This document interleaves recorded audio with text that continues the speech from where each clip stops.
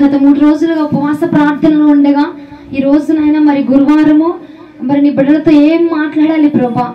ఈ రోజున నీ బిడ్డలు వస్తూ ఉన్నారు, ఆశ కలిగిన ప్రాణములనైనా ఆయా నీ బిడ్డలు నీ వద్దకు వస్తూ ఉన్నారు. పరిశుద్ధాత్మ, ఏ బిడ్డతో నువ్వేం మాట్లాడాలనుకుంటున్నావు అని చెప్పి నేను ప్రార్థనలో కూర్చున్నప్పుడు పరిశుద్ధాత్మ దేవుడు నాతో మాట్లాడిన మాటలు, నన్ను సందర్శించి నాతో మాట్లాడిన మాటలు ఈ రాత్రి పూట మీతో కూడా నేను పంచుకోవాలని, మీతో కూడా ఆ మాటలు మీకు బయలుపరచాలని నేను ఎంతగానో ఆశపడుతున్నాను. అయితే ఈ రోజున నాతో దేవుడు మాట్లాడిన అంశము యెరోబాము పాప కారణం అయ్యను. యెరోబాము ఏమైపోయాడంట? పాపానికి కారణం అయిపోయాడంట. అది ఎలాగన పాపానికి కారణం అయిపోయాడు? ఎందు నిమిత్తము పాపానికి తను కారణంగా మారిపోయాడు? ఒక ఆశీర్వాదానికి కాదు, ఒక దీవెనకి కాదు, కానీ ఒక పాపానికి తను కారణముగా మారిపోయాడట. ఆ కారణం ఏమిటో అది ఈ రోజున మనం తెలుసుకుందాము. మొదటి రాజుల గ్రంథము 11వ అధ్యాయము 26 నుంచి 28 వచనములు. మొదటి రాజుల గ్రంథము 11వ అధ్యాయము 26 నుంచి 28 వచనములు. తీసిన వారు చదవచ్చు. మరి సొలొమోను సేవకుడైన యెరోబాము రాజు మీదకి లేచెను. ఇతడు జెరోదు సంబంధమైన ఎఫ్రాయిమీయుడైన నెబాతు కుమారుడు. ఇతని తల్లి పేరు జెరహు, ఇతడు రాజు మీదకు లేచుటకు హేతువేమనగా సొలొమోను మిల్లు కట్టించి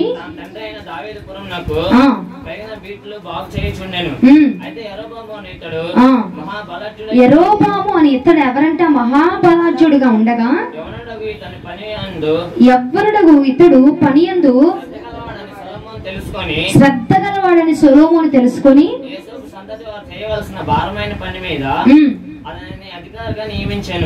చాలు. ఏమైందంటే యెరోబాము అనే ఇతనట ఒక యవ్వనమైన బిడ్డ. అయితే ఇతనట పనియందు శ్రద్ధ కలిగిన వాడంట. ఏ పని చెప్పినా శ్రద్ధగా చేస్తే సరే, శ్రద్ధగా భయముతో భక్తితో ఇదిగో ఇది మన పని, మనది, మనం చేయాలని చెప్పి ఎంతో శ్రద్ధతో ఎంతో భయంతో భక్తితో చేసేవాడట యెరోబాము. అయితే ఆ శ్రద్ధను చూసి సొలొమోను రాజు ఏమనుకున్నాడంటే ఇతను ఎంతో శ్రద్ధగా పనిచేస్తా ఉన్నాడు, ఇతను వంటి శ్రద్ధ కలిగిన వాడు మనకి ఎంతో ఉపయోగకరంగా ఉంటాడు, దేవుని పనులు ఎంతో ఉపయోగకరంగా ఉంటాడు, రాజ్యపు పనులు ఎంతో ఉపయోగకరంగా ఉంటాడు అని చెప్పి తలంచుకొని అతన్నట యోసేపు సంతతి మీద అంతటికి కూడా తనని అధికారినిగా నియమించాడట. హల్లెలూయా, హల్లెలూయా. అసలైతే సామాన్యమైన పనివాడు, మన భాషలో చెప్పాలి అంటే వాడుక భాషలో తన ఒక పనివాడు. అయితే తన యొక్క శ్రద్ధను చూసి, తన యొక్క భయభక్తులను చూసి, తన యొక్క విధేయతను చూసి, తాను శ్రద్ధ కలిగి దేవుని యందు పని చేయడం చూసి, లేదంటే అప్పగించిన పనిని శ్రద్ధగా జరిగించడం చూసి సొలొమోనట ఒక అధికారినిగా నిలబెట్టుకున్నాడు. హల్లెలూయా. ఒక అధికారిని అంటే స్థానము, ఎక్కడ స్థానము? పనివాడిని ఒక అధికారినిగా నిలబెట్టాడట. నిలబెట్టిన తర్వాత ఏం జరిగిందంటే నేను క్లుప్తంగా మీతో మాట్లాడతాను, తర్వాత మీకు వచనంలో చూపిస్తాను. ఎందుకంటే అది మీకు చూపించాలంటే ఇక రేపు పొద్దున అయిపోద్ది. మీరు అందరూ చదివి నేను చదివి, మీరు చదివి నేను చదివి, అది రేపు పొద్దున అయిపోయింది. కాబట్టి నేను క్లుప్తంగా వర్ణిస్తాను, జాగ్రత్తగా వినండి. హల్లెలూయా. యెరోబాము యవ్వనమైన బిడ్డ, పని యందు ఏం కలిగిన వాడట? శ్రద్ధ కలిగిన వాడంట. అమ్మా ఈ పని చెయ్యి అని చెప్తే అక్కడ యజమానుడు ఉన్నా లేకపోయినా శ్రద్ధగా చేస్తాడు. అయితే ఆ యవ్వన్ని చూసి సొలొమోను రాజు అనుకున్నారు, ఇలాంటి వారు మనకు అవసరము అని చెప్పి తనని ఎటువంటి అధికారం లేదండి, ఎటువంటి రాజుగా అవ్వాలి అని ఆశ కానీ లేదు తనకి. కానీ సొలొమోను రాజు తనను చూసి, తన యొక్క శ్రద్ధను చూసి ఏమనుకున్నాడంటే ఇలాంటి వాడు అవసరం మనకి అని చెప్పి ఒక అధికారినిగా నియమించాడంట. తన యొక్క సంతతి అంతటి మీద, యోసేపు సంతతి అంతటి మీద, వాళ్ళ రాజ్యంలో ఏ పని జరుగుతుందో ఆ పని అంతటి మీద ఎవరు అధికారిగా ఉన్నారు? ఇప్పుడు యెరోబాము అధికారిగా ఉంటే యెరోబాముని అధికారిగా పెట్టాడంట. అధికారిగా చేసిన తర్వాత తన పనులు చూసుకొని తిరిగి వెళుతుండగా మార్గములో అహీయా అనే ప్రవక్త తనకి ఎదురయ్యాడు. అహీయా చెప్పండి అందరూ. అహీయా అనే ప్రవక్త తనకి ఎదురయ్యి తన యొక్క వస్త్రము, అహీయా గారు ఏవైతే వస్త్రం వేసుకున్నారో ఆ వస్త్రము కొత్తగా వస్త్రము వేసుకున్నారంట. క్రొత్త వస్త్రం వేసుకొని ఆయన దారి వెంబడి వెళుతూ ఉండగా యెరోబాము కనిపించారట. యెరోబాము కనిపిస్తే ఆ అహీయా ప్రవక్త ఏం చేశాడంటే తన మీద ఏ వస్త్రం అయితే ఉన్నదో, ఏ క్రొత్త వస్త్రాన్ని వేసుకున్నాడో ఆ వస్త్రాన్ని 12 తునకలుగా తుంచి 10 తునకలేమో యెరోబాముకి ఇచ్చాడు. 2 తునకలు తన దగ్గర పెట్టుకున్నాడు. ఏంటయ్యా ఈ 2 తునకలు ఇచ్చావు, నువ్వు వేసుకున్న వస్త్రాన్ని చింపి నాకు ఇచ్చావు అని అడిగితే అహియా ప్రవక్త అన్నారు, ఇదిగో 10 తునకలు అనగా 10 గోత్రములను నా దేవుడు యెహోవా నిన్ను ఆ 10 గోత్రముల మీద నిన్ను ఒక అధికారినిగా నిలబెట్టబోతున్నాడు అని చెప్పి యెహోవా సెలవిచ్చుచున్న మాట ఏమనగా నిన్ను 10 రాజ్యములు 10 స్థానాల మీద 10 గోత్రముల మీద నిన్ను ఒక అధికారినిగా నిలబెట్టబోతున్నాడు యెరోబామా. ఎందుకంటే 12 గోత్రములు నీకు ఇవ్వదలిచి ఉన్నా గాని దావీదు యొక్క సంతతి, దావీదు యొక్క నాకు దావీదు చేసిన ఘనతను నా యందు దావీదు చూపిస్తున్న శ్రద్ధను బట్టి వారి యొక్క సంతతికి నేను 2 గోత్రములు మిగిల్చి ఉన్నాను. హల్లెలూయా అని చెప్పి అహియాతో దేవుడు సెలవిచ్చిన మాట. అహియా ఎవరికి చెప్తున్నాడు?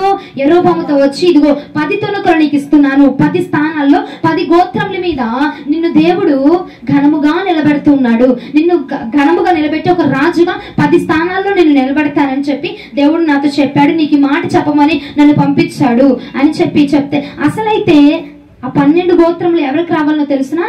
దావీదు యొక్క కుమారుడు ఎవరు? సొలొమోను యొక్క కుమారుడు ఎవరు? రెహబాము.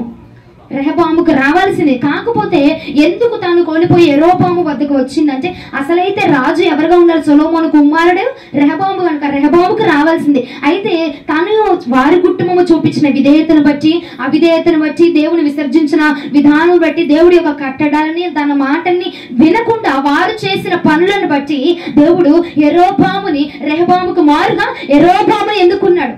హల్లెలూయా.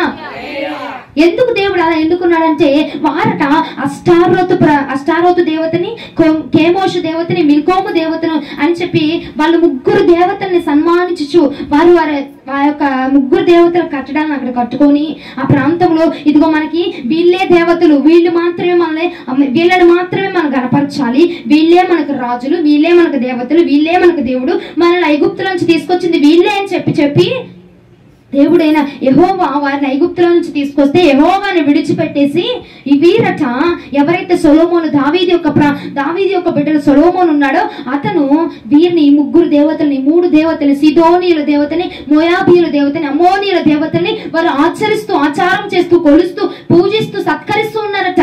అందుకని దేవుడు అహియాతో దేవుడు ఏమంటున్నాడంటే ఇదిగో అహియా నేను యెరోబాముని రాజుగా ఎంచుకోబోచున్నాను, ఎందుకంటే సొలొమోను జనాంగము సొలొమోను కుటుంబం అంతా కూడా నన్ను అవమానపరుస్తూ ఉన్నది, నా నామాన్ని గణహీనపరుస్తా ఉన్నది, నాకు రావాల్సిన మహిమను తీసుకెళ్లి విగ్రహములకు అర్పిస్తా ఉన్నది, నాకు రావాల్సిన ఘనతను తీసుకెళ్లి అదిగో ఆ దేవతలకు అదిగో బలము లేని శక్తి లేని ఆ దేవతలకు అర్పిస్తా ఉన్నారు కనుక నేను వారి వద్ద నుంచి స్థానమును తీసివేస్తున్నాను, వారి రాజ్యాన్ని తీసివేసి యెరోబాముకు నేను ఇవ్వడం జరుగుతుంది. ఎందుకంటే తను నా యందు శ్రద్ధ కలిగిన వాడు కనుక నేను అతన్ని నా కట్టడల మీద నా ఆజ్ఞల మీద నేను రాజుగా నిలబెడుతున్నాను. హల్లెలూయా.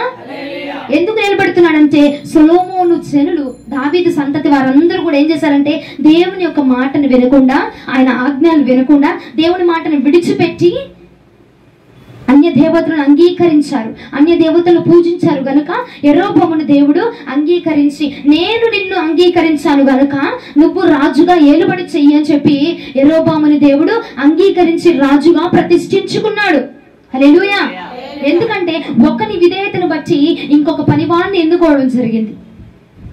రాజుగారి యొక్క అవిధేయతను బట్టి, రాజు కుటుంబం అవిధేయతను బట్టి రాజు దగ్గర దాసుడిగా పనిచేస్తున్న దాసుడిని దేవుడు అట్లా ఎన్నుకోవడం జరిగింది. ప్రియ సహోదరి సహోదరుడా, ఎందుకంటే తాను చూపించిన అవిధేయత, తాను చూపించిన నిర్లక్ష్యం ఏమైపోయిందంటే తన స్థానాన్ని కోల్పోయే విధముగా చేసింది. ఆ మాటలు మీకు చూపిస్తాను చూడండి. నేను 1 రాజుల గ్రంథము 11వ అధ్యాయము 29 నుంచి 33 వచనములు.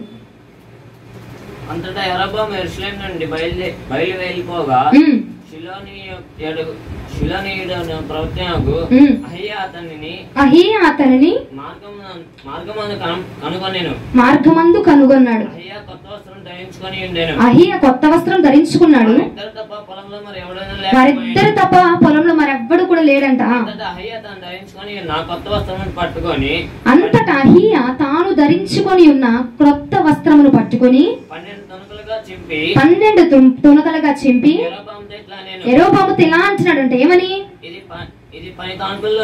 ఈ 10 తునకలను నీవు తీసుకో. జనులు నన్ను విడిచిపెట్టి అష్టారోతు అను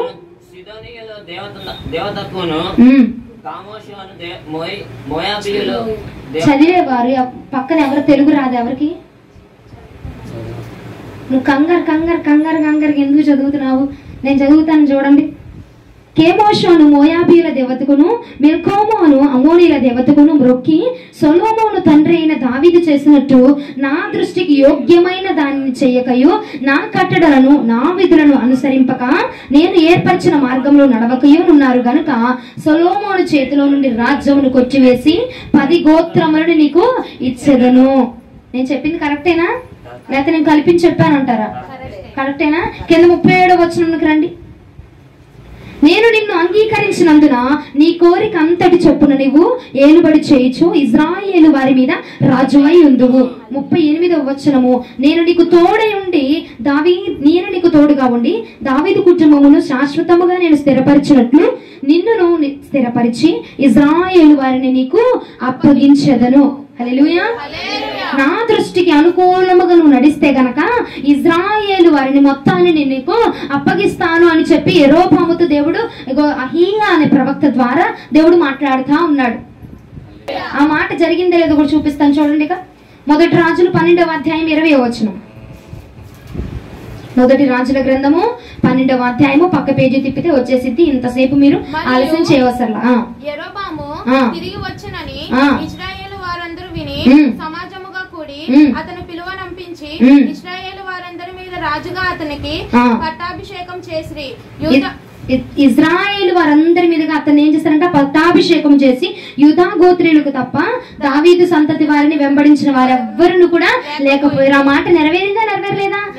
నెరవేరడానికి మధ్యలో ఎన్నో వచ్చినాయిలేండి, ఎన్నో శోధనలు, ఎన్నో ఆటంకాలు వచ్చినాయి. కాకపోతే మధ్యలో ఇప్పుడు సొలొమోను చనిపోయిన తర్వాత ఎవరు రాజు కావాలి? తన కొడుకైన రెహబాము రాజుగా అవ్వాలి. కాకపోతే దేవుడు ఎవరిని చేస్తానని మాటిచ్చాడు? యెరోబాముని నేను రాజుగా చేస్తానని మాటిచ్చాడు. కనుక ఆ మాట నెరవేర్చబడినట్లుగా ఆ యొక్క సొలొమోను కుమారుని తప్పించి దేవుడు యెరోబామును రాజుగా చేస్తే ఎక్కడి నుంచి అయ్యగారి కథ మొదలైందండి.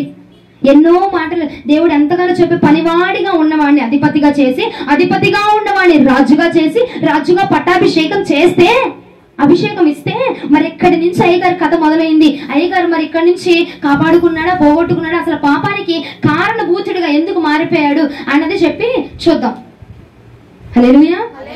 నిద్ర వస్తుంది. హల్లెలూయా. నిద్ర అంతా పోనుగాక, నిద్ర సైతాన్ పోనుగాక. హల్లెలూయా. స్థానం ఇచ్చాడండి. ఎక్కడున్న స్థానం ఇచ్చాడు? ఫస్ట్ పనివాడిగా ఉన్నాడు. పనివాడి నుంచి సొలొమోను ఏం చేశాడు? అధికారినిగా చేశాడు. అధికారినిగా చేస్తే అహీయా ప్రవక్త ద్వారా దేవుడు మాట్లాడి దేవుడు తనని ఎలా చేశాడు? రాజుగా అభిషేకిస్తే అయ్యగారి కథ అండి ఇప్పుడు మొదలైంది. మనము కూడా అన్ని వచ్చేదాకా పొందుకునేదాకా అయ్యా నాకు ఇవ్వు అని చెప్పి దేవుడిని వెంటపడతాము. లేదంటే దేవుడే వెంటపడి నీకు ఇస్తాడు, ఏదో ఒకటి ఇచ్చేశాడు. స్థానం అయితే వచ్చేసింది. స్థానం వచ్చిన తర్వాత నుంచి మరి మనం నిలుపుకుంటున్నామా, పోగొట్టుకుంటున్నామా, నిలుపుకొని కృపను పొందుకుంటున్నామా, నిలుపుకోకుండా శాపాన్ని తెచ్చుకుంటున్నామా అనేది ఈ రోజున చూద్దాం. అసలు ఏం జరిగింది? అయ్యగారు ఇప్పుడు ఏం చేశాడంటే అదే మొదటి రాజుల గ్రంథము 12వ అధ్యాయము 26 నుంచి 30 వచనములు క్షుణ్ణముగా జాగ్రత్తగా నిదానముగా చదివేవారు చదవండి. ఈ జనులు యెరూషలేమునందున్న యెహోవా మందిరమందు ఈ జనులు అందరు తీసారా? మొదటి రాజుల గ్రంథము 12వ అధ్యాయము 293 పేజీ నంబర్. చదువుతలే. ఈ జనులు యెరూషలేమునందున్న యెహోవా మందిరమందు ఎక్కిపోవుచుండిన ఎడల ఈ జనుల హృదయము యూదా రాజైన రెహబాము అను తమ యజమానిని తట్టు తిరుగును. అప్పుడు వారు నన్ను చంపి యూదా రాజైన యెహోబామునొద్ద మరలా చేరుదురు. రాజ్యము మరలా దావీదు సంతతి వారి దగును అని యెరోబాము తన హృదయమందు తలంచి ఆలోచన చేసి 2 బంగారపు దూడలు చేయించి జనులను పిలిచి యెరూషలేమునకు పోవుటకు మీకు బహు కష్టము. ఇశ్రాయేలు వారులారా, ఐగుప్తు దేశములో నుండి మిమ్మును రప్పించి మీ దేవుడైన ఇవే అని చెప్పి ఒకటి బేతేలునందును ఒకటి దానునందును ఉంచెను. దాను వరకు రెంటిలో ఒక దానిని జనులు పూజించుట వలన రాజు చేసిన కార్యము పాపమునకు కారణమాయెను. రాజు చేసిన కార్యం ఏమైందంట? పాపానికి కారణమైందంట. అసలు ఏమైందంటే అప్పుడు దాకా రాజు అభిషేకం పొందుకున్నాడు, రాజుగా పట్టాభిషేకాన్ని పొందుకున్నాడు, రాజుగా ప్రతిష్ఠించబడ్డాడు. బానే ఉంది. బానే ఉండిన తర్వాత కొన్ని రోజులు బానే గడుస్తుంది. తను కట్టుకుంటున్నాడు, పట్టణాలు కట్టుకుంటున్నాడు, ఇల్లు మొత్తం అంతా సరి చేసుకుంటున్నాడు, రాజుగా బానే ఉన్నాడు. అయితే కొద్ది కాలం తర్వాత ఏమైందంటే ఈ ప్రజలంతరంతా దేవుణ్ణి, ఎవరైతే ఏ దేవుడైతే ఐగుప్తు నుంచి వీరిని నడిపించాడో ఆ దేవుడైన యెహోవాని కొలవడానికట యెరూషలేము ప్రాంతానికి వెళ్తూ ఉన్నారంట. వెళ్తూ ఉండి దహన బలులు అర్పించుతూ దేవుని గణపరుస్తూ స్తుతియాగాలు చెల్లిస్తూ దేవుని గణపరుస్తూ ఉన్నారట. అయితే యెరోబాము ఇది చూసి, ఇదిగో నా ప్రజలందరూ, ఇక్కడున్న నా ప్రజలందరూ యూదా రాజైన యెరూషలేము ప్రాంతానికి వెళ్ళి యూదా రాజైన రెహబాము వద్దకు వెళుతున్నారు కదా. అంటే యెరూషలేము అనేది యూదా రాజైన రెహబాము చేతుల వద్దలో ఉన్నది కాబట్టి ఈ ప్రజలందరూ అటు వెళ్ళిపోయి ఏం చేస్తున్నారు? యెహోవాను కొలుస్తున్నారు. యెహోవాను కొలుస్తుంటే యెరోబాము ఏమనుకున్నాడంటే, నా దగ్గర నుంచి వీళ్ళు వెళ్ళిపోయి ఆయన్ని కొలుస్తున్నాడు, అంటే ఆ రాజు దగ్గరికి వెళ్ళి వాళ్ళని కొలుస్తున్నాడు కాబట్టి నా బిడ్డలందరూ, నా జనులందరూ కూడా నా స్థానం నుంచి వెళ్ళిపోతారేమో, నా యొక్క సంస్థానం నుంచి వెళ్ళిపోయి నన్ను వదిలేస్తారేమో, దావీదు సంతతి వాడైన రెహబాముని రాజుగా ఎంచుకొని నన్ను విడిచిపెట్టేస్తారేమో, నేనిక రాజు స్థానం నుంచి తొలగిపోవాల్సి వచ్చిద్దేమో అని చెప్పి తన మనసులో తను తలంచుకొని ఏం చేశారంటే 2 బంగారపు దూడలను చేయించి జనులకు ఇచ్చి, ఇదిగో ఇవే మిమ్మల్ని తీసుకొచ్చి బయటకు తీసుకొచ్చి మిమ్మల్ని పాపంలోంచి, శాపంలోంచి, కరువులో నుంచి, బానిసత్వంలో నుంచి బయటకు తీసుకొచ్చిన దేవుడు ఇవే అని చెప్పి వాళ్ళకి చెప్పి, వీటిని మాత్రమే మీరు పూజించాలి, వీటిని మీరు గణపరచాలి అని చెప్పి వాళ్ళకి చెప్పి ఏం చేశాడంటే దానునందు ఒకటి పెట్టాడంట. ఇంకొకటి పెట్టాడు బేతేలందరూ కూడా ఒకటి పెట్టి 2 పెట్టి, ఇదిగో ఈ రెండే మిమ్మల్ని తీసుకొచ్చి, వీరే మీ దేవతలు, వీరిని మీరు కొలవండి, యెహోవాని మీరు కొలవవసరం లేదు, అంత దూరం మీరు వెళ్లాల్సిన అవసరం లేదు, యెరూషలేము వరకు వెళ్ళి అక్కడ మీరు కొలవాల్సిన అవసరం లేదు, ఎందుకంటే ఇదిగో మీకు దగ్గరగా పెట్టాను, మీరు అక్కడికి వెళ్లకుండా ఆయన్ని కొలవకుండా ఇక్కడ మీ దగ్గరలో ఉంది చూసావా, ఈ దగ్గర దానికి వెళ్ళిపోయి వీరిని సన్మానించి వీరిని గణపరచు అని చెప్పి 2 దూడలను ఏర్పాటు చేసి దేవుడికి విరోధముగా మరొక 2 దూడలను, మరొక 2 విగ్రహాలను ఏర్పాటు చేసి దేవుడి నామాన్ని అవమానపరిచి పాపానికి కారణమైపోయాడు. హల్లెలూయా. నేను చెప్పుతున్న మాటలు అర్థమవుతుందా? హల్లెలూయా. అసలైతే ఏం చేయాలంటే ఇప్పుడు యెరోబాముకి రాజస్థానం ఇచ్చింది ఎవరు? యెహోవాని పిలిచి, అహియా ప్రవక్త ద్వారా పిలిచి మాట్లాడి అభిషేకించి, ఇదిగో నేను నీకు 10 స్థానాలు ఇస్తాను, 10 గోత్రాల మీద నేను రాజుగా ఉంచుతానని చెప్పింది ఎవరు? తనంతట తాను లేచి వెళ్ళిపోయి నిలబడిపోయాడా రాజుగా? తనంతట తను యుద్ధం చేశాడా? తనంతట తను పోరాటం చేశాడా? లేదు. యెహోవా తనంతట తను పిలిచి అహియా ప్రవక్త ద్వారా పిలిచి, యెరోబాము ఇదిగో నీకు నేను 10 స్థానాలు ఇస్తున్నాను, 10 గోత్రాలు ఇస్తున్నాను, 10 స్థానాల మీద నేను అధికారిగా ఉంచుతాను, రాజుగా ఉంచుతాను, ఏలేవాడిగా నేను ఉంచుతాను అని చెప్పి దేవుడు కూడా మాట్లాడితే, కానీ ఇక్కడికి వచ్చేసరికి యెరోబాము స్థానము పొందుకున్న తర్వాత ఏం చేశాడంటే స్థానం ఇచ్చిన దేవుని మరిచిపెట్టి, స్థానం ఇచ్చిన దేవుని విడిచిపెట్టి, అవకాశం ఇచ్చిన దేవుని విడిచిపెట్టి, పట్టాభిషేకం చేసిన దేవుని విడిచిపెట్టి మరో 2 దూడలను ఏర్పాటు చేసుకున్నాడంట, మరొక మార్గాన్ని ఏర్పాటు చేసుకున్నాడట. హల్లెలూయా. అర్థమవుతుందా? యెరూషలేముకు వెళ్ళిపోయి యెహోవాను స్తుతిస్తుంటే నా దగ్గర ఉన్న జనులు ఎక్కడ వెళ్ళిపోయి ఆ రాజు దగ్గరికి వెళ్ళిపోయి చేరిపోతారు. ఇప్పుడు 2 కొట్లు పెట్టామండి, నువ్వొకటి నీ ఇంటి పక్కన 2 పెట్టారు, నువ్వేమనుకుంటావు? అమ్మా నా దగ్గరికే రావాలి, వేరే వాడి దగ్గరికి వెళ్ళకూడదు అనుకుంటావు కదా. అలాగే ఇతను కూడా రాజైన యెరోబాము కూడా అనుకుంటున్నాడు, నా దగ్గరికి వచ్చిన జనులు, నా జనులు అటు వెళ్ళిపోతే ఎక్కడ రెహబాముకి దగ్గరైపోతారు, అతన్ని రాజుగా అంగీకరించేస్తారు అని చెప్పి తను నిరాశ చెంది తను మనసులో తలంచుకొని దేవుడిచ్చాడు, దేవుడే నన్ను ఈ స్థితిలో ఉంచాడు, దేవుడిచ్చినది ఈ స్థానం అని చెప్పి ఆలోచించక, తన మనస్సునందు ఆలోచన చేయక, తన మనస్సునందు తానే వేరొక ఆలోచన చేసుకొని ఇచ్చిన స్థానాన్ని కోల్పోవడానికి, తను పాపము చేయడానికి కారణభూతునిగా మార్చబడ్డాడు. హల్లెలూయా. తన హృదయం ముందు తలంచుకున్నాడు, తానే ఆలోచన చేసి నీకు నువ్వే అనుకుంటున్నావు, తనంతట తానే అనుకున్నాడు. ఏమనుకున్నాడు? రెహబాము ఉన్నాడు అక్కడ, వెళ్ళిపోతే వీళ్ళు నా జనులు కదా, వీళ్ళందరూ వెళ్ళిపోయి అతనికి కనెక్ట్ అయిపోతే నేనలాగా, నా రాజ్యం అలాగా, నా సింహాసనం కూలిపోయిద్దేమో అని చెప్పి నువ్వు ఆలోచించాల్సింది ఏంటిది? నీకు సింహాసనం ఇచ్చింది ఎవరు? నిన్ను గణపరిచింది ఎవరు? యెహోవా కదా నీకు ఆ స్థానం ఇచ్చింది. యెహోవా ఇచ్చినది ఎవడైనా తీయగలడా? తీయలేరు కనుక అది మనసునందు గ్రహింపక యెరోబాము ఏం చేశాడంటే, ఇదిగో నా స్థానాన్ని నేను ఎక్కడ కోల్పోతాను అని చెప్పి, చేతులు అధిష్టానం ఉంది కాబట్టి, స్థానం ఉంది కాబట్టి, ఇదిగో పవర్ ఉంది కాబట్టి, బలం ఉంది కాబట్టి నేను ఏదైనా చేసేయచ్చు, నా వల్ల ఏదైనా జరిగిపోతుంది, ఎందుకంటే నేను రాజుని అని చెప్పి శాసించి అక్కడ 2 దూడలను, 2 విగ్రహాలను ఏర్పాటు చేసేసాడు. అసలు నీకు ఇచ్చిన స్థానం ఎవరు? యెహోవా కదా, ఆ యెహోవాని గ్రహింపక నువ్వు ఆలోచన చేయక నీలో నీవే తలంచుకుంటూ నీకు నువ్వే అనేసుకుంటూ నీకు నువ్వే చెప్పేసుకుంటూ ఇదిగో నాది పోయిద్దేమో అని చెప్పి యెరోబాము గనక తప్పుడు మార్గంలో వెళ్ళిపోయినట్టుగా నీవు కూడా ప్రియ సహోదరి సహోదరుడా నీకు ఆ స్థానం ఇచ్చింది ఎవరు? నిన్ను ఆ స్థానంలో గణపరుస్తుంది ఎవరు? నీకు ఆరోగ్యం ఇచ్చింది ఎవరు? నీకు బలం ఇచ్చింది ఎవరు? నీకు బలగాన్ని ఇచ్చింది ఎవరు? ఆ యెహోవాని మర్చిపోయి నువ్వు ఆ యెహోవాని అట్ట విడిచిపెట్టేసి నీకు నువ్వుగానే ఆలోచన చేసుకుంటూ నీకు నువ్వుగానే నిర్ణయాలు తీసుకుంటూ ఇలా అయిపోయిద్దేమో అలా అయిపోయిద్దేమో అలా జరిగిద్దేమో ఇలా జరిగిద్దేమో అని చెప్పి నీకు నువ్వే పిచ్చాపట్టి నిర్ణయాలు తీసేసుకుంటూ పాపానికి కారణమైపోతున్నావట. యెరోబాము కూడా తనకు తనే ఆలోచన తీసుకున్నాడు. యెహోవాని అడగలా, అహియా ప్రవక్త దగ్గరికి వెళ్ళి అడగలేదు. అయ్యా ఇలా మరి నా జనులు అక్కడికి వెళ్తున్నారు కదా, మరి యెహోవా మందిరమును ఆ బలిపీఠంను నా ప్రాంతంలో నేను ఉండే స్థలంలో కట్టుకోవచ్చా అని చెప్పి వెళ్ళి అడగకుండా తనంతట తనే నిర్ణయం తీసేసుకొని తనంతట తనే మాట్లాడేసుకొని తనంతట తనే ఆలోచన చేసుకొని దేవుడిచ్చిన స్థానం అది దేవుడిచ్చిందని గ్రహించక, ఆరోగ్యము దేవుడిచ్చిందని గ్రహించక, ఆ ఉద్యోగం దేవుడిచ్చిందని గ్రహించక, ఆ యొక్క గర్భఫలము దేవుడిచ్చిందని గ్రహించక, ఆ ప్రాణము దేవుడిచ్చిందని గ్రహించకుండా ఆలోచన చేయకుండా విర్రవీగిపోయాడంటే ఆ స్థానాన్ని బట్టి తనకున్న రాజు స్థానాన్ని బట్టి నా చేతిలో పవర్ ఉందిలే, నా చేతిలో ఇది ఉందిలే, నేను చేసుకోలేనా, నేను తెచ్చుకోలేనా, నేను పెట్టుకోలేనా అని చెప్పి 2 విగ్రహాలను ఏర్పాటు చేసుకొని నీకు నువ్వే పాపాన్ని తెచ్చేసుకున్నావు. ప్రియ సహోదరి, అర్థమవుతుంది ఈ రాత్రి పాపానికి కారణం ఏమిటంటే దేవుడు అమ్మ నాకిచ్చిన బలము నాకిచ్చిన బలగము ఇది దేవుడిచ్చిందే, ఈ స్థానం నాకు ఇచ్చింది దేవుడే, దేవుడిచ్చి నాకు ఇచ్చింది ఎవ్వడు కూడా తీసుకొని పోలేడు అని చెప్పి నువ్వు ఆలోచన చేయకుండాట ఎక్కడ పోయితో ఎక్కడ అమ్మ నువ్వు బయట కొనుక్కొచ్చుకున్న తాళం కప్పగలదు పోవడానికి.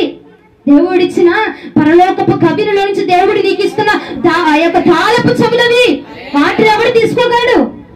నీకు ఇచ్చిన అభిషేకమే కావచ్చు, నీకు ఇచ్చిన ఆశీర్వాదమే కావచ్చు, నీకు ఇచ్చిన ప్రవచన వరమే కావచ్చు, అన్య భాషల వరమే కావచ్చు, ఏదైనా సరే ఒక సొత్తుగా ఒక స్థానముగా దేవుడు నిన్ను గణపరిస్తే ఆ ఘనత ఇచ్చింది ఎవరు అని నువ్వు గ్రహింపక యెరోబాము కూడా గ్రహించలేదండి.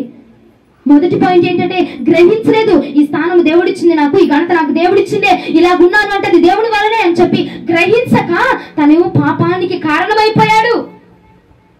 వేరొక 2 దూడల్ని ఏర్పాటు చేసుకొని వేరొక దాన్ని ఏర్పాటు చేసుకొని అది లేకపోతే ఏమైందో ఇవన్నీ కదా నాకు, వీటిని సన్మానించుకోవచ్చు, అక్కడిచ్చే ప్రతిష్టతే, అక్కడిచ్చిన ధనమే, అక్కడిచ్చిన బలమే, అక్కడ చేసే ప్రార్థనే ఎక్కడ కూడా నేను చేసుకోవచ్చు అని చెప్పి యెరోబాము 2 దూడల్ని ఏర్పాటు చేసేసి అక్కడ దేవుడిని ఎలాగ గణపరుస్తున్నారో, యెరూషలేము ప్రాంతంలో యెహోవాని ఎలాగ గణపరుస్తున్నారో అలాగా ఇక్కడ దూడలను మొక్కుతున్నాడు. ఏమి ప్రయోజనం? సజీవమైన దేవుడిని నువ్వు గణపరచకుండా, సజీవమైన దేవుడు నీకు ఇచ్చిన స్థానాన్ని బట్టి సజీవమైన దేవుడిని నువ్వు గణపరచకుండా నీవు నీ చేతులతో తయారు చేసుకున్న వాటిని నీవు గణపరిస్తే ఏ ప్రయోజనం? ప్రియ సహోదరి సహోదరుడా, యెరోబాము పాపానికి కారణము గ్రహించలేకపోతున్నాడట. నీవు కూడా ఈ స్థానం ఎందుకు వచ్చింది, ఈ బలం ఎందుకు వచ్చింది, ఈ ఘనత ఎందుకు వచ్చింది, నాకు ఎక్కడి నుంచి వచ్చింది, ఎలా వచ్చింది అని చెప్పి ఆలోచించలేక చెడు మార్గాల్లోనే వెళ్ళిపోతున్నావు, చెడు ప్రయత్నాలను చేసేస్తున్నావు. జ్ఞాపకం ఉంచుకోండి ప్రియ సహోదరి, అది నీకు తీసుకొచ్చేది పాపమే, శాపమే. యెరోబాము కూడా అదే ఆలోచన చేయకుండా ఇదిగో నా స్థానం ఎక్కడ నేను కోల్పోతాను, నాకున్నది ఈ బలము ఈ స్థానం నాకు ఎక్కడ, ఇంత గొప్ప రాజు స్థితి ఎక్కడ నేను కోల్పోతాను అని చెప్పి మనస్సునందు ఆలోచించుకున్నాడట, మనస్సునందు హృదయమునందు తలంచుకున్నాడట. ఆలోచన చేసేసి వెంటనే చేతిలో డబ్బు ఉంది, చేతిలో స్థానం ఉంది, చేతిలో బలం ఉంది, అధికారం ఉంది కాబట్టి 2 దూడలను పెట్టి చేపించేశాడు. బంగారు దూడలు చేపించాడంట. చేతిలో డబ్బు ఉంది కదా, మరి ఆ మాత్రం ఉండాలి కదా, రాజు కదా, ఆ మాత్రం ఉండాలి, ఆ మాత్రం చేయించాలి కదా. నా చేతిలో ఉంది, నేను చేపించుకోగలను. ఏంటమ్మా నీ రేంజ్? దేవుడి దగ్గర చూపించుకోవాలి రేంజ్. యెరోబాము తన రేంజ్ని దేవుడి దగ్గర చూపించుకోకుండా పాపానికి కారణమైపోయాడు. హల్లెలూయా, అర్థమవుతుందండి? పాపానికి కారణం అయిపోయేది గ్రహించకపోవడమే.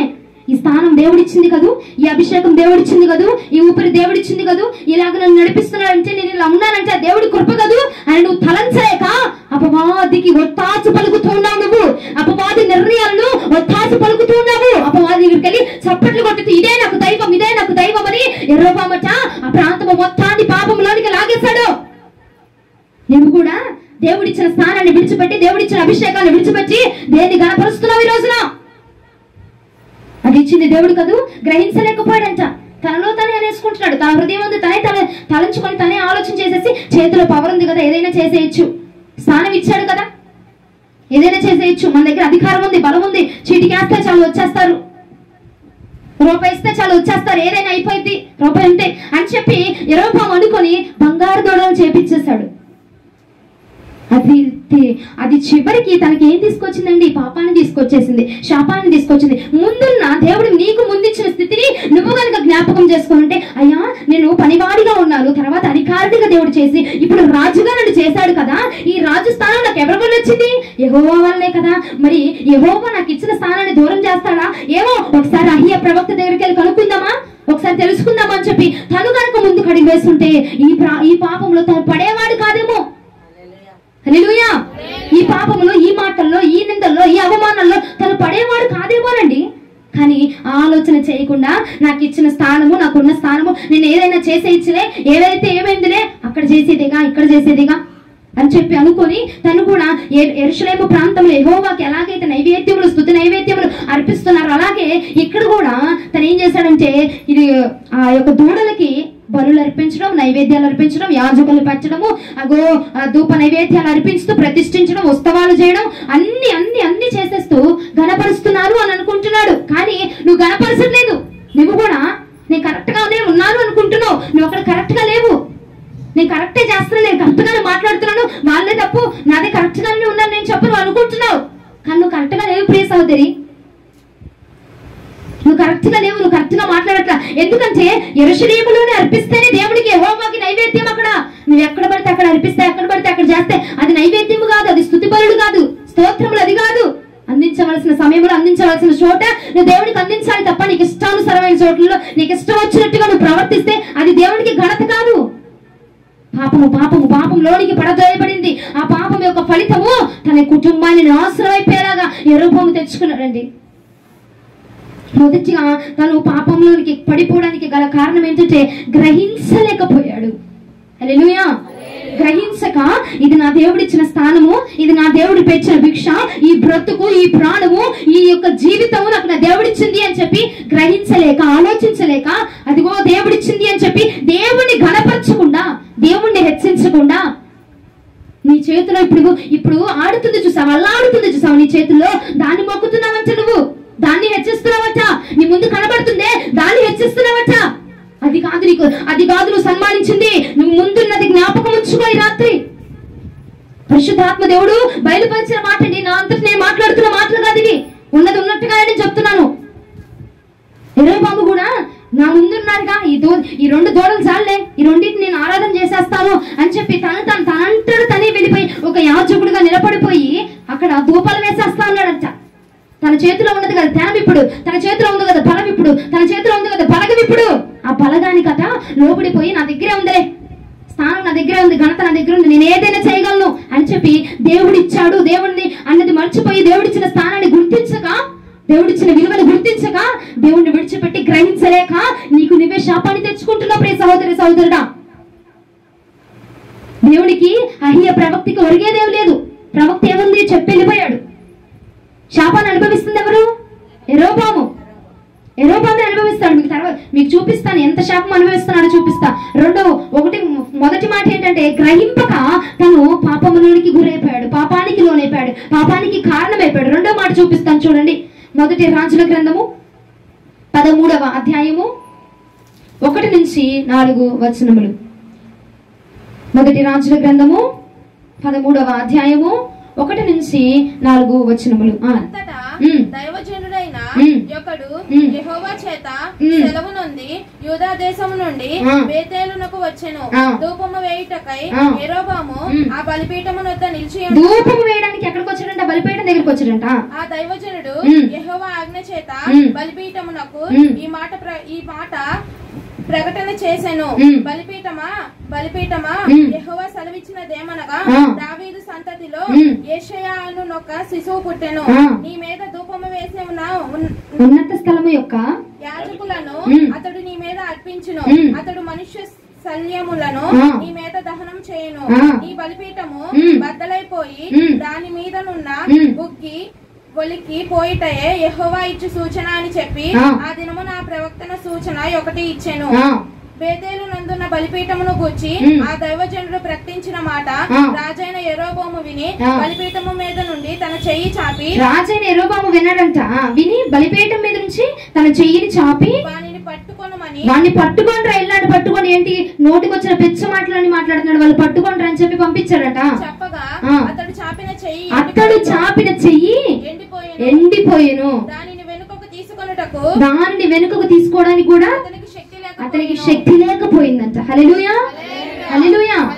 ఇక్కడ ఏం జరిగిందంటే ఒక దైవజనుడు వచ్చి యెరోబాము దగ్గరికి వచ్చాయా, రాజా ఇది కరెక్ట్ కాదు, దేవుడు నన్ను ప్రేరేపించి నాతో మాట్లాడి నాకు సెలవిచ్చి నన్ను నీ దగ్గరికి పంపించాడు, ఇలా చేస్తున్నావు నువ్వు, ఇగో ఈ దేవతలకు మొక్కుతున్నావు, ఇది సరైన పద్ధతి కాదు, ఇది కరెక్ట్ కాదు, ఇది దేవుడికి అందించవలసిన ఇది బలిపీఠం, ఈ బలిపీఠము కాదు, ఇక్కడ చేస్తున్న నైవేద్యములు దేవుడికి ఇష్టమైనవి కాదు అని చెప్పి దైవజనుడు వచ్చి యెరోబామును హెచ్చరించడానికి వస్తే యెరోబాము ఆ మాట విని, నీ నోటికి వచ్చినట్టు మాట్లాడుతున్నావేంటి, నీ నోటికి వచ్చినట్టు శపిస్తున్నావు, నీ నోటికి వచ్చినట్టు మాట్లాడుతున్నావు, నీ నోటికి వచ్చినట్టు రాజుగా ఉన్న నన్ను హెచ్చరించి నా ఒక స్థానంలో ఉన్నవాడిని నన్ను ధిక్కరించి నీకు ఇష్టం వచ్చినట్టు మాట్లాడుతున్నావు, వెళ్ళి పట్టుకోండి అని చెప్పి తన యొక్క సైన్యాన్ని పంపించి బలిపీఠం మీద నుంచి లాగుని చేయి పెట్టి వాడి వైపు వేలు చూపించగా దైవజనుడి వైపు వేలు చూపించి వాడిని పట్టుకురంటరా అని చెప్పి పంపించాడంట. పంపిస్తే ఏమైపోయింది, ఏ చేతి అయితే చాపాడో ఆ చెయ్యట ఎండిపోయిందట.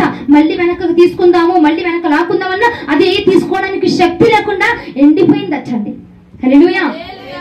జరిగిన సందర్భం ఏంటంటే తను 2 దూడలు మొక్కుతున్నాడు చూసావా, ఆ 2 దూడలు కరెక్ట్ కాదయ్యా అని చెప్పి దైవజనుడు వచ్చి చెప్పాడు. చెప్పినప్పుడు నువ్వేమనాలి, అవును దేవుడు నాతో మాట్లాడుతున్నాడు, నన్ను హెచ్చరించడానికి దైవజనుడిని పంపించాడు, ఇది కరెక్ట్ కాదు, ఒకానొక రోజు నేను పనివాడిగా ఉన్నాను, ఒకానొక రోజున అధిపతినిగా ఉన్నాను, ఒకానొక రోజున రాజుగా ప్రతిష్ఠించాడు నన్ను, కనుక నా దేవుడు నిజంగా నాతో మాట్లాడుతున్నాడు, అయ్యా నన్ను క్షమించండి యేసయ్యా, ఈ దైవజనుడి ద్వారా నాతో వచ్చి మాట్లాడావు, నేను ఇక నుంచి ఇలా చేయను, ఈ దేవతలకు మొక్కనని చెప్పకుండా వెళ్ళిపోయి ఆ దైవజనుడి వైపు వేలు చూపించి, ఇదిగో వాడిని తీసుకొని రండి, నా వద్దకు తీసుకొని రండి, వాడి ఇష్టం వచ్చినట్టుగా మాట్లాడుతున్నాడు, నోటికి ఇష్టం వచ్చినట్టుగా మాటలు మాట్లాడుతూ ఉన్నాడు, శాపాలు పడుతూ ఉన్నాడు అని చెప్పి వాడిని తీసుకురండి అని పిలవగా ఇలా బలిపీఠం మీద నుంచి చేయి చాపగానే రాజు చేయి ఏమైందంట, ఎండిపోయిందట. కింద వచ్చిన వాళ్ళు మనం చూడగలిగితే మరలా వెళ్ళి ఆ దైవజనుడి దగ్గరికి వెళ్ళి, అయ్యా నేను చేసిన తప్పు నన్ను క్షమించు అని మళ్ళీ నువ్వు ప్రార్థన చెయ్యి, నా చెయ్యి నార్మల్ గా అయిపోవాలి,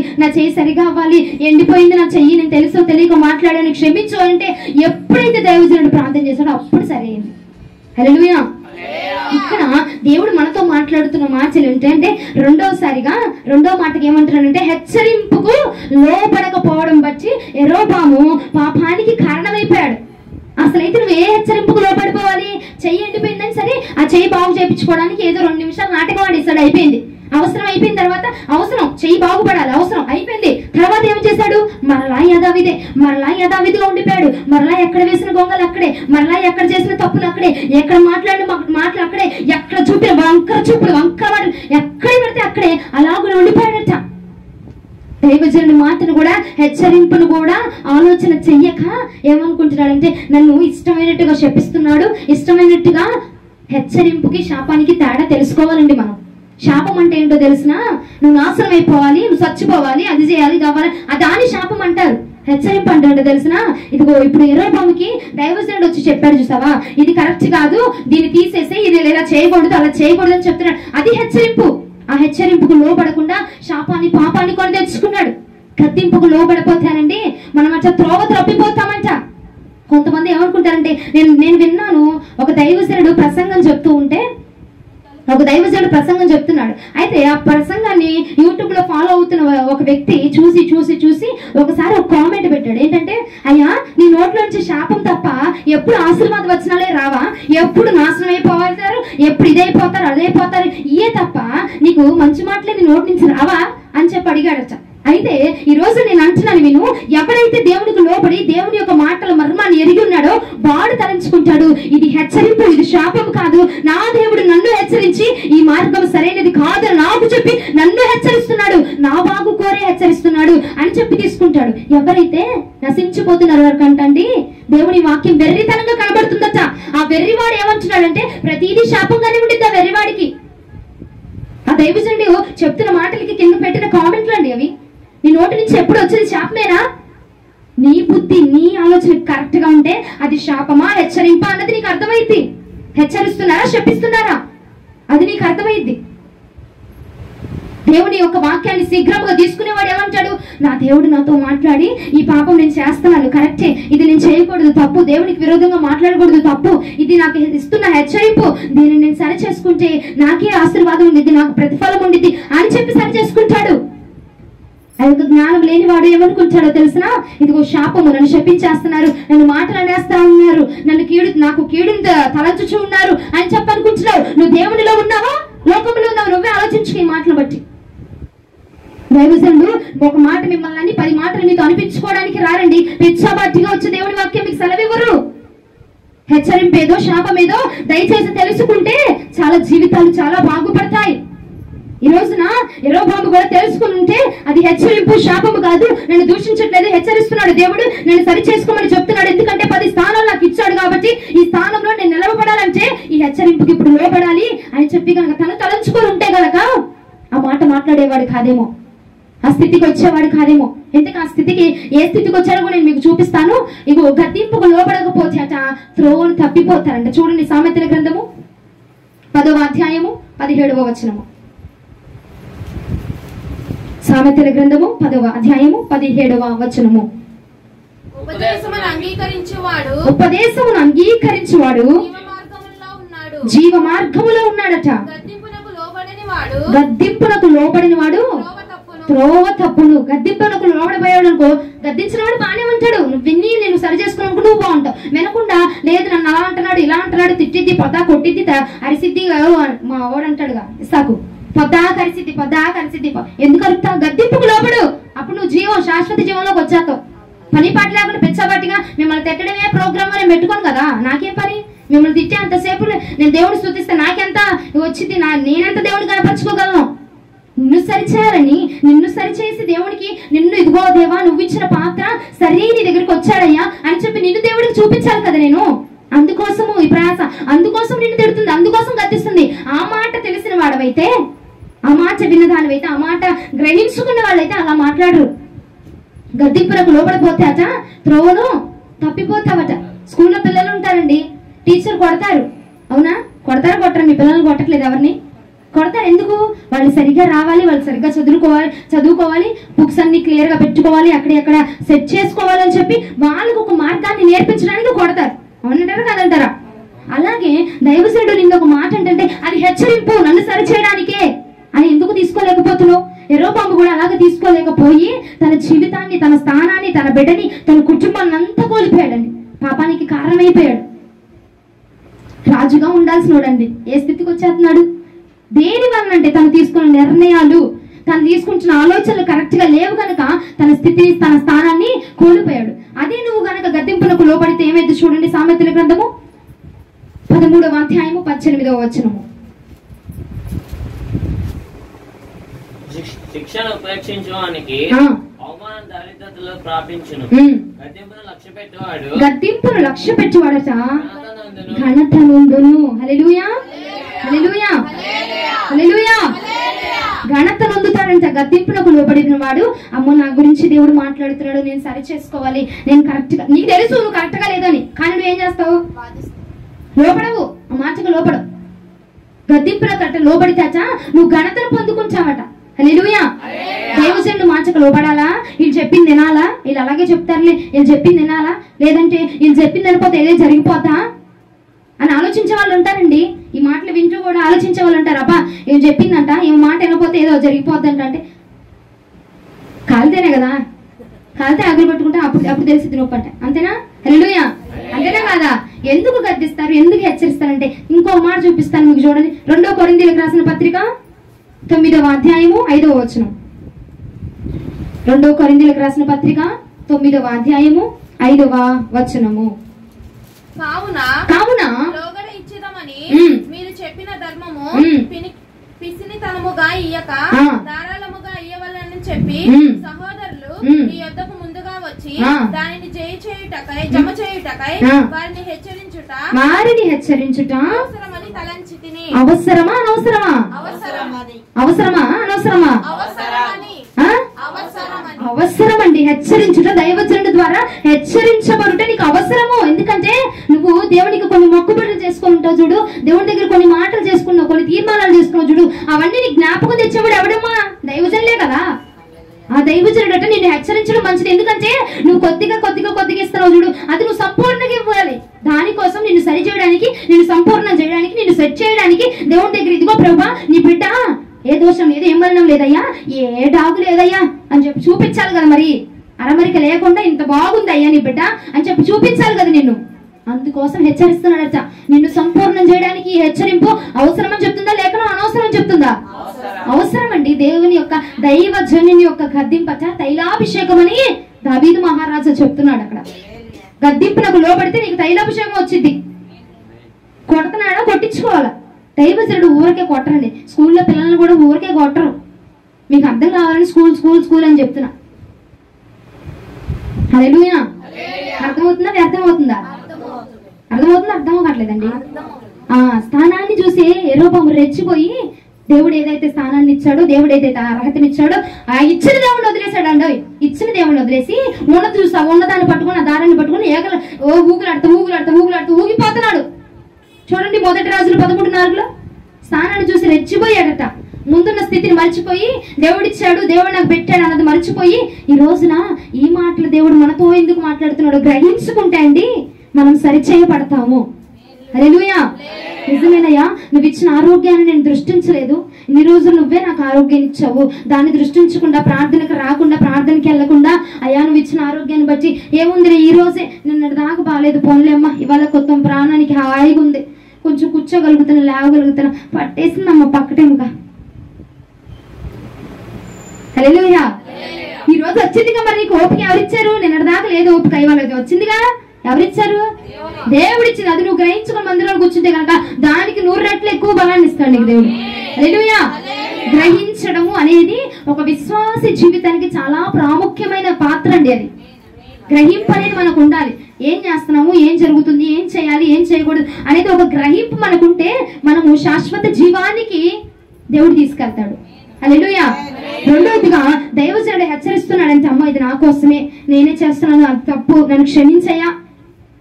అయ్య దగ్గరికి వెళ్ళి ఒక మాట కనుక్కొని పోయిదిగా అని చెప్పి అనుకుంటే ఎంత శాపము, ఎంత మాటలు వచ్చాయి కాదేమో యెరోబాముకి.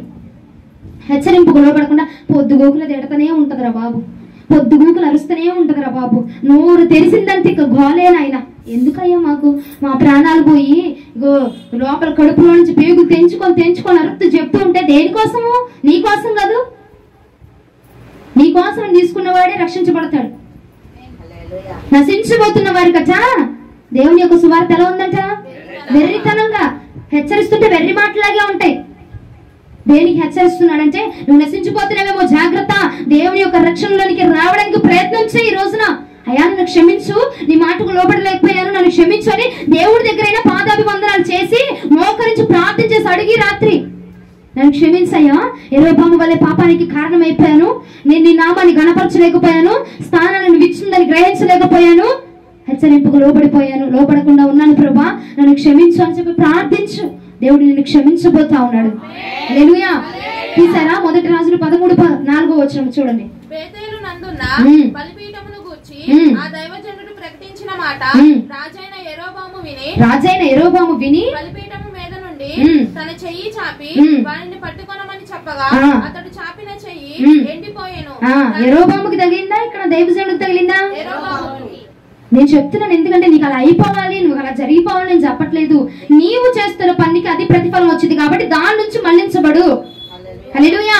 హెచ్చరిస్తున్నా ఈ రాత్రి, నీవు చేస్తున్న పని, నువ్వు వెళ్తున్న మార్గం సరైనది కాదు. దేవుని కనపరచు. దేవుడిచ్చాడు ఆరోగ్యం, దేవుని కనపరచు. దేవుడిచ్చింది కృప, దేవుని కనపరచు. హెచ్చరింపుకు లోబడితే యెరోబాము చేయట ఎండిపోయిందట. మళ్ళా దైవజనుడు ప్రార్థించేదాకా తిరిగి తీసుకోలేకపోయాడంట, శక్తి రావట్లేదట. ఆ స్థితిలోకి మీరు వెళ్ళకూడదు. హల్లెలూయా. ఇక్కడున్న మీరు ఎవరు దేవుడిచ్చిన బలాన్ని, దేవుడిచ్చిన ఆరోగ్యాన్ని, దేవుడిచ్చిన దాన్ని నువ్వు ఉపయోగించుకోకుండా, వాడుకోకుండా, గ్రహించకుండా అభిషేకం సైతానుడా ఏది అది నాకు దేవుడిస్తున్నాడు, దేవుడిస్తా అన్నాడు అని చెప్పి గ్రహించకుండా వెచ్చలవిడిగా ప్రవర్తించావనుకో, నువ్వు కూడా ఏమైపోతావు? పాపానికి కారణమైపోతావు. పాపానికి కారణమైపోయి తను ఎన్ని కోల్పోయాడు తెలుసా? యెరోబాము తన యొక్క స్థానాన్ని కోల్పోయాడు, రాజు పట్టాభిషేకాన్ని కోల్పోయాడు, తన యొక్క కుటుంబాన్ని కోల్పోయాడు, తన యొక్క బిడ్డను కోల్పోయాడు, తన జీవితాన్నే కోల్పోయాడు. హెచ్చరింపుకు లోబడక, దేవుని మాటను అంగీకరింపక, దేవుని మాటని గ్రహించక స్థానాన్ని కోల్పోయాడు. నీవు కూడా అభిషేకం ఉంది నీకు, అభిషేకం అని అంటే నువ్వు దాన్ని గ్రహించట్లా. దేవుడు ఇస్తాన్నాడు, నాకు దేవుడు చేస్తాన్నాడు, నేను కరెక్ట్ గా ఉండాలి అని చెప్పి దేన్ని నువ్వు గ్రహిస్తే దేవుడు నిన్ను అభిషేకిస్తాడు. హల్లెలూయా. ఇంకొక పాయింట్, 3వ పాయింట్ చూపించి నేను ముగిచ్చేస్తాను. పెచ్చగా తిట్టేసుకుంటున్నారు, దేవుడు నాకు బయలుపరుస్తున్నాడు. మీరందరూ మొదటి రాజుల గ్రంథము 14వ అధ్యాయము 1, 2, 3 వచనములు. మొదటి రాజుల గ్రంథము 14వ అధ్యాయము 1, 2, 3 వచనములు. ఆ కాలమున యెరోబాము కుమారుడైన అబీయా యెరోబాము తన భార్యతో ఇట్లా అనెను, నీవు లేచి యెరోబాము భార్యవని తెలియబడకుండా మారువేషం వేసుకొని షిలోహునకు పొమ్ము, ఈ జనుల మీద నేను రాజునగుదని నాకు సమాచారము తెలియజెప్పిన ప్రవక్తయగు అహియా అక్కడ ఉన్నాడు.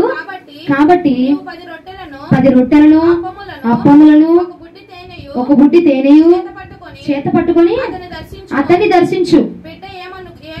బిడ్డ ఏమగునో అతడు నీకు తెలియజేయనని చెప్పగా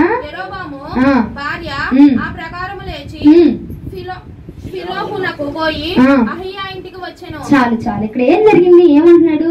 ఇదిగో బిడ్డకు బాలేదు కాబట్టి నువ్వు వెళ్ళు, నేను యెరోబాము భార్య నేనయ్యా, రాజు భార్య నేనయ్యా అని చెప్పకుండా మారువేషంలో వెళ్ళు, మారువేషంలో వెళ్ళి ఇదిగో నా బిడ్డకి అలా ఉంది అని చెప్పు. ఎందుకంటే ఒకానొక రోజు నేను ఇప్పుడు రాజుగా ఉన్నాను చూసావా, ఈ రాజును అవుతానని చెప్పి ప్రవక్త అక్కడ ఉన్నాడు. ఆయన దగ్గరికి వెళ్ళి కొంచెం ఆయన కోపం వచ్చినా ఏమొచ్చినా సరే వెళ్ళిపోయి 10 రొట్టెలు ఇంకా తేనె గుడ్డి ఇంకేమేం తీసుకెళ్ళమన్నాడు? అప్పములు తీసుకెళ్ళిపోయి ఆయన్ని కొంచెం సాటిస్ఫాక్షన్ చేసేసేయి. ఆయన సాటిస్ఫాక్షన్ చేస్తే ఇదిగో నీ బిడ్డ ఇలా ఉన్నాడు, ఇలా చేస్తాడని చెప్తాడు అని చెప్పి చెప్తున్నాడు. అక్కడ మనం చూస్తే యెరోబాములో ఏ గుణం లేదంటండి, పశ్చాత్తాపపడే గుణం లేదు, ఒప్పుకునే స్వభావం లేదు. ఒప్పుకుంటున్నాడు, అయ్యా నిజంగా నేను ఇంత చేసిన బట్టే నా కుమారుడు ఇలాగా పడిపోయాడు, అనారోగ్యం పాలైపోయాడు, నా బిడ్డకి ఇలా అయిపోయింది, నేను చేసిన తప్పే కారణము, దయచేసి నన్ను క్షమించు, దయచేసి నేను చేసిన మాటలకు నన్ను నా బిడ్డ మీదకి ఆ శాపం రాకుండా నన్ను క్షమించయ్యా, ఇక నుంచి నీవే మాకు రాజువు, నీవే మాకు అధిపతివి, నిన్నే నేను కొలుస్తాను అని చెప్తున్నాడా? చెప్పకుండా ఏమంటున్నాడండి, భార్య దగ్గరికి వెళ్ళి ఇదిగో మారువేషంలో వెళ్ళిపోవు, అహియా దగ్గరికి వెళ్ళిపోయి నేను యెరోబామును భార్యని అని చెప్పకుండా మారువేషంలో వెళ్ళిపోయి ఇదిగో నా బిడ్డ ఇలా ఉన్నాడని చెప్పు అని చెప్తున్నాడు. నువ్వు దైవజనుడి దగ్గరికి వెళ్ళి ఎంత కానుకలు ఇచ్చినా, ఎన్ని ఆడంబరాలు చేసినా, వాళ్ళెంత మెప్పించినా అండి, దేవుడి దగ్గర నీకంటూ పశ్చాత్తాపపడే మనసు లేకపోతే నువ్వెన్ని ఇచ్చినా వేస్టే, నువ్వు ఎంత ఇచ్చినా వ్యర్థమే అక్కడ. హల్లెలూయా, హల్లెలూయా. పశ్చాత్తాపపడి ఒప్పుకునే స్వభావం లేకపోయి తన కుమారుని కోల్పోయాడు. కింద వచనంలోకి రండి, మొదటి రాజులు 14వ అధ్యాయం 10, 12 వచనాలు. కాబట్టి యెరోబాము సంతతి మీదకి నేను కీడు రప్పించుచు ఇశ్రాయేలు వారిలో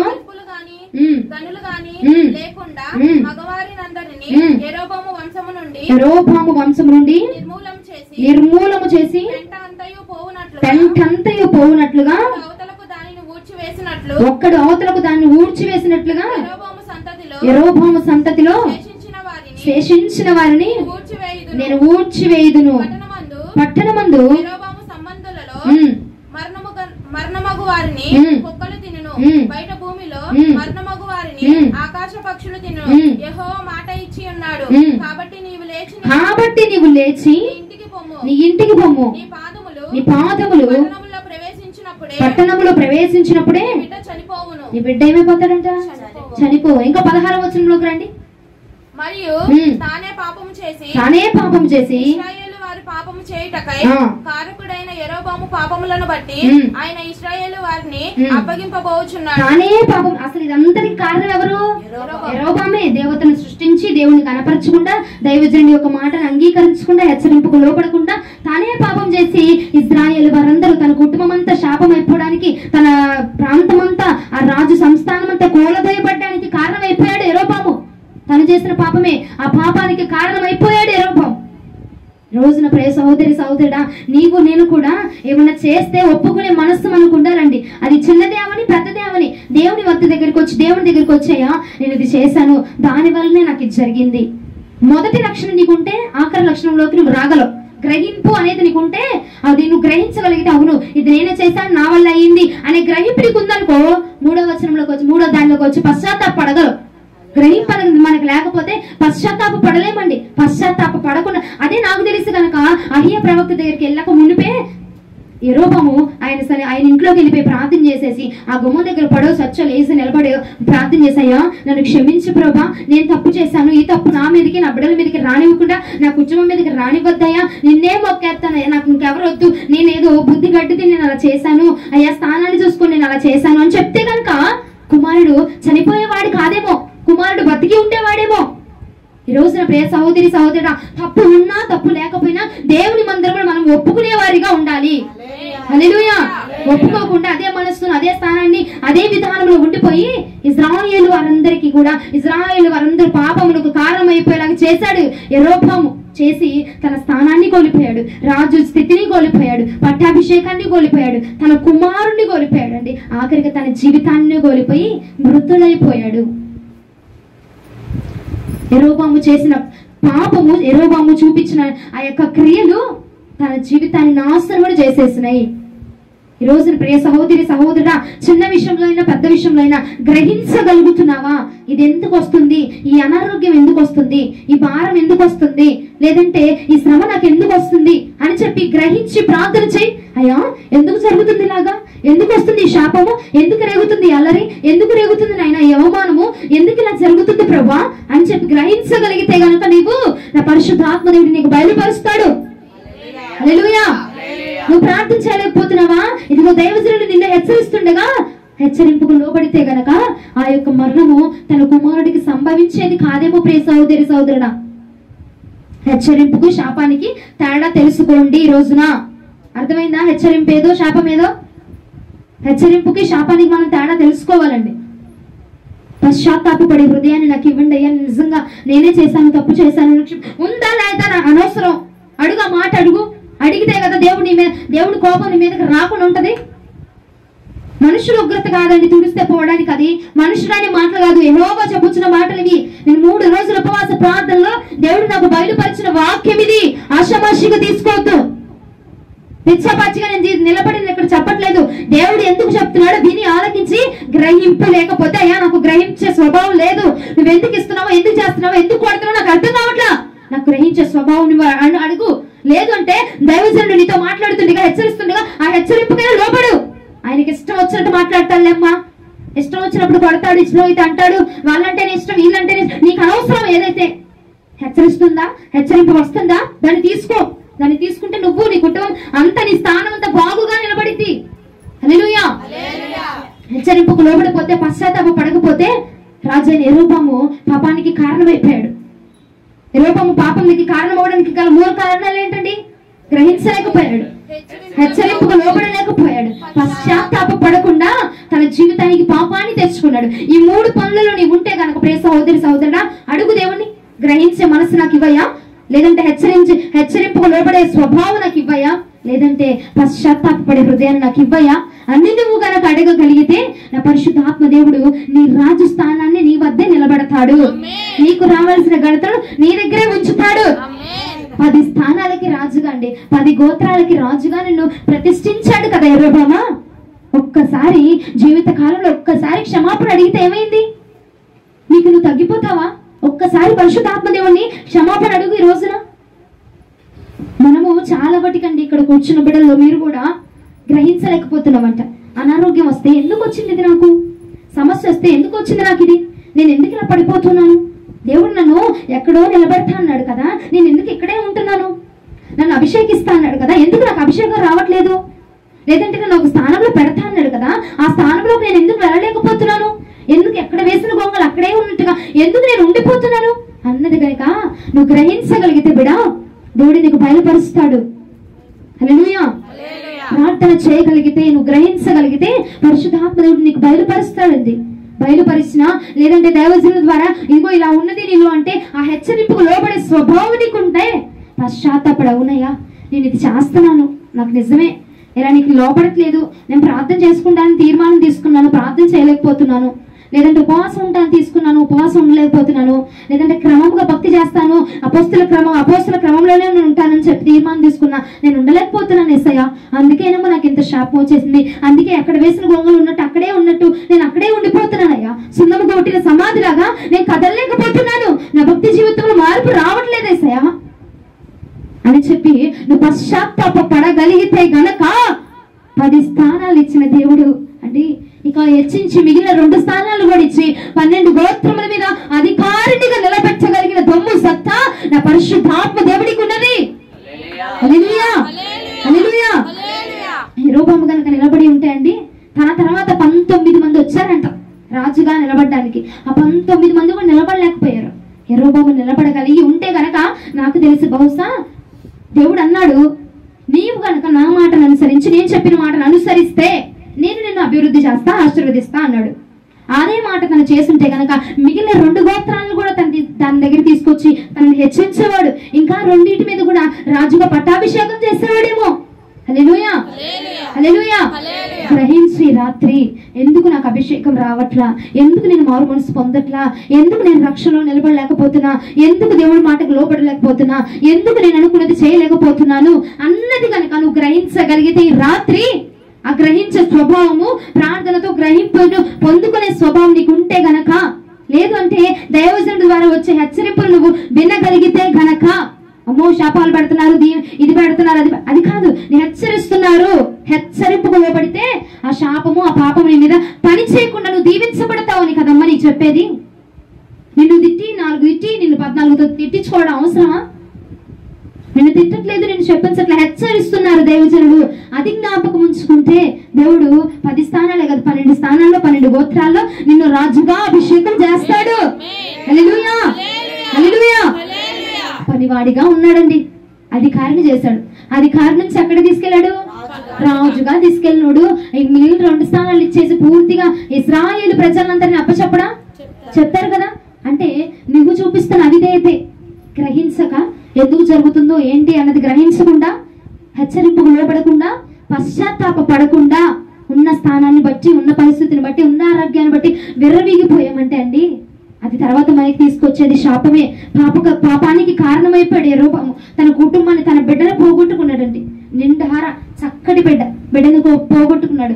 చక్కటి స్థానము, రాజు చిటికేస్తే వచ్చేసే అంటే జనాలు ఉన్నారు తన దగ్గర. 10 స్థానాలంటే నాకు ఇది కావాలని చిటికే కానీ తీసుకొచ్చి రారా, 10 స్థానాల్లో ఉన్న జనాంగం అంతా తీసుకొచ్చి ఇస్తారు. అలాంటి స్థానాన్ని పోగొట్టుకున్నాడండి. ఈ రోజున తల్లి నువ్వు అడుగు ఒక్కసారయ్యా, నా జీవితం ఎందుకు ఇలా ఉంటుంది, నేను కోరుకుంటున్న అభిషేకం నాకు ఎందుకు రావట్లేదు, నేను అనుకున్నది నీకోసమే కదా, నీకోసం బతకాలనుకుంటున్నా, నాకు ఎందుకు రావట్లేదు యేసయ్యా, లేదంటే నీకోసం నిలబడాలనుకుంటున్నాను, నాకే ఎందుకు ఈ శోధన అంటే ఒక్కసారి ఆలోచించు, గ్రహించు, ఏది ఎక్కడ దాగి ఉందో బయటకు లాగి రాత్రి, అయ్యా ఏం జరుగుతుంది నా జీవితంలో నాకు బయలుపరచు, నీ దైవజనం ద్వారా హెచ్చరించు, పశ్చాత్తాపడే హృదయం నాకు ఇవ్వయా అని అడిగితే, నా ప్రభు నాతో ఈరోజు సెలవిచ్చిన మాట ఏమిటో తెలుసునా?